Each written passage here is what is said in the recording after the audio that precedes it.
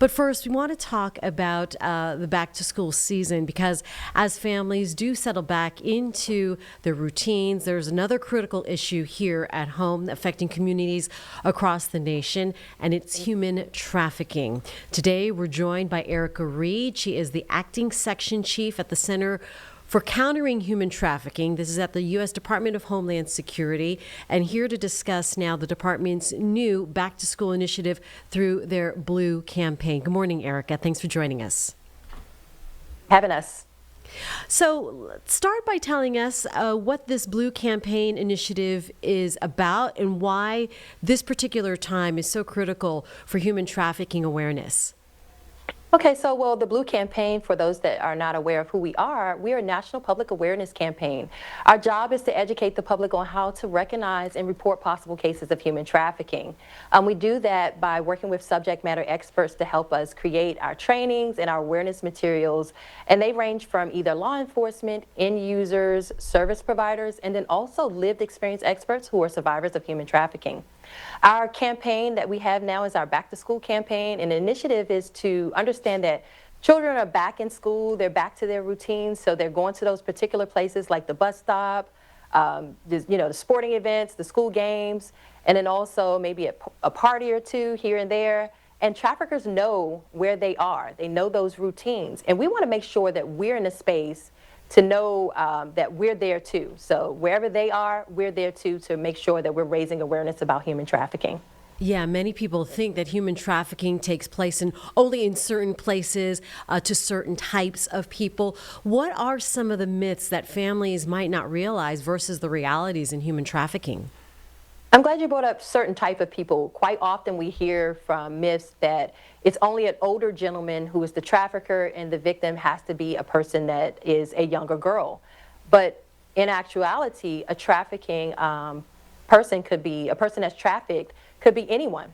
Men and boys are trafficked as well. And then a trafficker could be anyone. They can be an employer. They can be probably either a teacher or a peer, and even a parent. So we want to make sure we dispel the myth that traffickers are a particular type of person.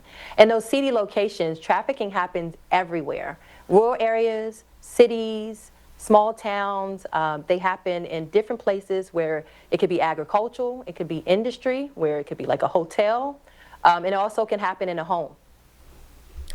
Very scary. This is really everywhere that families go. What are the key signs, maybe some of the red flags that parents and teachers and other adults in our children's lives should know about? First thing first, I always tell people if you want to learn a list of indicators, you can go to our website, which is dhs.gov/Blue campaign. We have a list of indicators there. But for today, I can think of a few is bruising. Bruising is an indicator. Maybe they play a sport, but maybe they don't, and you notice some new bruisings on your younger people in your life. Also, tattoos. We know that traffickers can utilize tattoos as a form of possessing a person. Behavior changes. Behavior changes could be either their grades have changed, maybe they're a little bit more reserved. They might have been an outgoing student last year or over the summer, and now all of a sudden they're a little bit more reserved or secretive.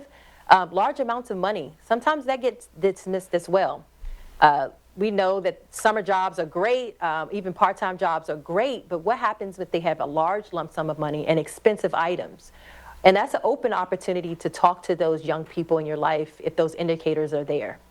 How do traffickers approach youths, teens, or even younger? What are some of the tactics they use to build this trust?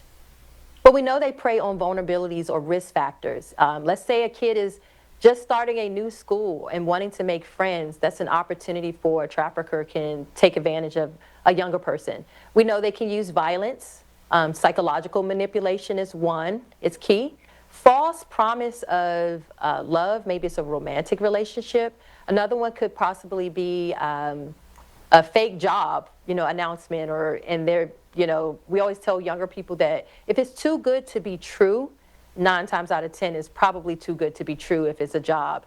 Other places that they can meet younger people could be the mall, at those games, at parties, and then online. We don't want to dismiss online where it's social media, but we also want to talk about gaming sites as well. So we know that traffickers are meeting not just in person, but also in those digital spaces.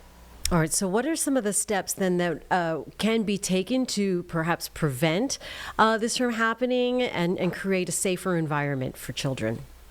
And that's exactly what we want to do is create those safe environments. So first thing first is they have to learn the signs. Teachers, adults working with youth, and even parents need to learn what the signs of human trafficking look like. Know what human trafficking is. Human trafficking is about exploiting a person, using a person for either commercial sex or labor. If they're under the age of 18, if they're engaging in commercial sex, it is considered human trafficking. Force, fraud, and coercion doesn't have to be present. Other things is they can share our resources. You can go to our website and look at some of our videos to start a dialogue. You also can order our free materials and post them up in schools and even in your community. And last is, like you just said, cultivate that space to be a trusted adult, that a child knows that they can have open communication and that they can come to you if there's any possible cases of human trafficking.